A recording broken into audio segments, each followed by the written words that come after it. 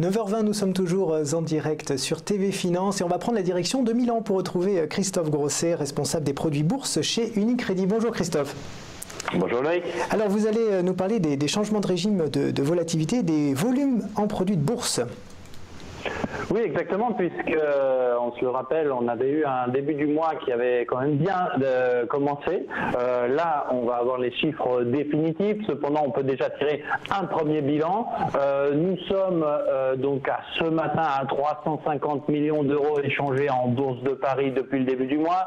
Donc, ça va être un peu moins actif que le mois de février. On se rappelle que le début du mois de février avait été particulièrement actif.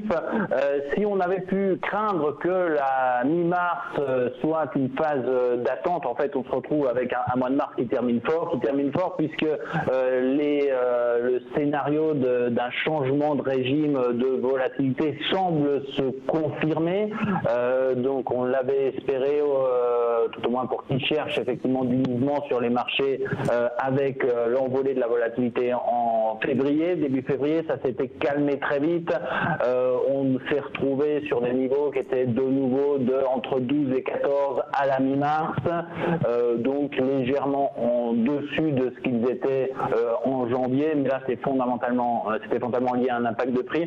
Là on est dans une hausse tendancielle, peut-être pas très rapide, puisque la volatilité sur l'Eurostoxx, sur les données de ce matin, se trouve en gros à 3 mois à 15 points, c'est-à-dire un niveau qui reste bas, mais tout de même où on peut parler effectivement de mouvements sur les marchés, on le voit de jour en jour. Donc le scénario qui semble se confirmer et dont parlent la plupart des analystes et stratégistes en volatilité, c'est celui d'un retour progressif de la volatilité sur le marché, et ça se traduit également par un impact sur les secteurs qui peuvent être privilégiés. Alors ça s'est pas forcément justifié dans les dernières semaines sur les sous-jacents les plus traités en bourse de Paris sur les produits de bourse, mais tout au moins sur c'est une tendance qui semble s'affirmer. Alors on va parler des stability, des turbos et des indices. Oui, alors c'est en effet, si on regarde un peu ce qu'ont été traités en termes de structure, alors si on rappelle, les produits de bourse, ça nous permet fondamentalement d'investir à levier, donc de minimiser le capital qu'on va devoir mobiliser pour réaliser un scénario. On peut avoir plusieurs types de produits, donc qui vont nous permettre d'être soit directionnels, que on va retrouver fondamentalement les turbos et leurs diverses catégories, ou les varants, ou les certificats de leverage et short, et puis ceux qui vont être plus liés à une stabilité du marché qu'on va appeler les stability. Alors qu'est-ce qui a été privilégié dans les 5 dernières séances de bourse? Eh bien fondamentalement les investisseurs ont continué de privilégier les turbos classiques, donc c'est un instrument qui nous permet vraiment d'aller saisir des mouvements sur l'indice. Une particularité, et ça on l'a noté plusieurs fois dans notre rendez-vous du jeudi matin, les maturités se sont allongées, donc on va surtout traiter la maturité de juin. Il faut le rappeler que d'ici à juin il y aura les dividendes, donc ça peut avoir un impact de prix entre le produit qu'on va choisir. Encore, on pouvait avoir il y a jusqu'à la semaine dernière des négociations sur le mois d'avril. Là on est vraiment trop près, donc la plupart des volumes se sont reportés sur des turbos classiques à maturité juin sur l'indice, avec une émergence des transactions sur les indices américains et les stocks, de toute façon les actions américaines qui sont en train de monter. Bon là, le classement reste de toute façon avec le CAC qui se taille la part du lion, donc dans les échanges on pouvait se l'attendre. Donc turbo, on l'a dit. Ensuite turbo illimité baisse, donc des produits qui vont avoir la possibilité de courir sans date de maturité, donc qui sont également adaptés des stratégies de moyen terme à effet de levier. Et donc la particularité qu'on note, c'est également les varants qui se maintiennent bien, et ça c'est peut-être un des éléments qu'on peut retenir, puisque varants et stability sont les deux produits qui vont nous permettre de façon différente, mais tout au moins d'investir sur la volatilité du marché. Ce qu'il faut savoir, c'est que quand j'achète un varant, je vais acheter de la volatilité, donc je vais estimer que le marché va bouger plus dans les semaines ou les mois à venir. Par contre, le temps va jouer contre moi. Le stability, c'est le contraire, donc on continue un petit peu à détailler ce produit sur lequel chez Unicredit on croit beaucoup, puisqu'on est l'émetteur principal en termes de produits, puisqu'on a plus de 400 stability cotées sur le marché, alors que l'ensemble des autres émetteurs réunis, on a arrive difficilement à 200.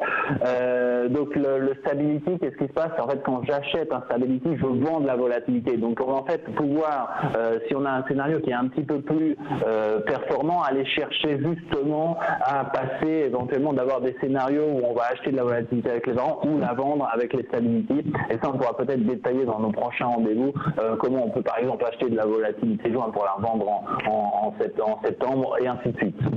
Donc ces produits vont prendre pied clairement, hein. Donc on était dans une phase où fondamentalement depuis 6 mois les turbos les produits qui ne sont pas impactés par la volatilité se taillaient la part du lion puisque la volatilité avait disparu. Donc on allait surtout chercher du levier sans être je dirais impacté par la volatilité. On avait pris l'habitude d'aller chercher justement des prix d'exercice, donc des actions pour lesquelles le turbo avait une barrière des actions très proche puisqu'on était moins impacté par la volatilité. Maintenant clairement les deux actions à prendre, c'est on peut commencer effectivement cette stratégie de volatilité, c'est peut-être un peu tôt mais on peut commencer à le faire. Et deuxième scénario, aller chercher quand on va choisir un turbo, de se laisser quand même un peu plus de marge par rapport à la barrière parce que sinon ça commence à être très risqué. Dans les secteurs, peut-être on peut regarder ce qui s'y passe, si on a encore quelques minutes, Loïc. Rapidement, oui. Alors rapidement, les secteurs auxquels ça c'est intéressant, hein, donc les secteurs qui étaient cycliques, avec tous les indicateurs qu'on voit, sont peut-être un peu moins privilégiés en ce moment par les investisseurs institutionnels. Donc là, on parle de la chimie, des industriels, l'auto c'est particulier, hein, puisque c'est fondamentalement dans l'automobile européenne, on peut le dire, c'est tout de même fortement impacté par l'Allemagne. L'Allemagne, en ce moment, elle est quand même un petit peu plus pénalisée avec toutes ces discussions entre Donald Trump et la Chine sur la possible inclusion de barrières, etc. Donc le secteur auto, en plus allemand, est très orienté sur un modèle de combustion. Là, il y a quand même une tendance vers d'autres systèmes. Donc il y a un moment peut-être un peu plus difficile pour l'auto. Donc un secteur qui est un peu moins privilégié, même s'il reste dans la top 10, hein, puisque Peugeot est dans la top 10 des sous-jacents les plus échangés.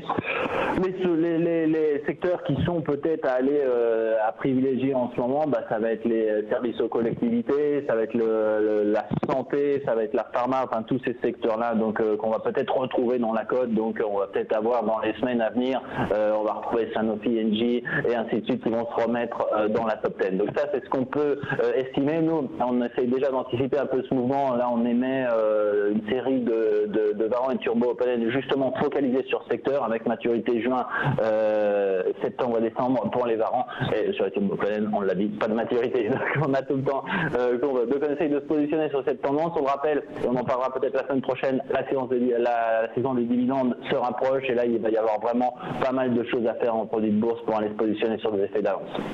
Eh bien, merci beaucoup Christophe Grosset, donc en direct de Milan. Je rappelle que vous êtes responsable des produits bourses chez Unicredit. Merci pour tous vos conseils. On se retrouve tout de suite.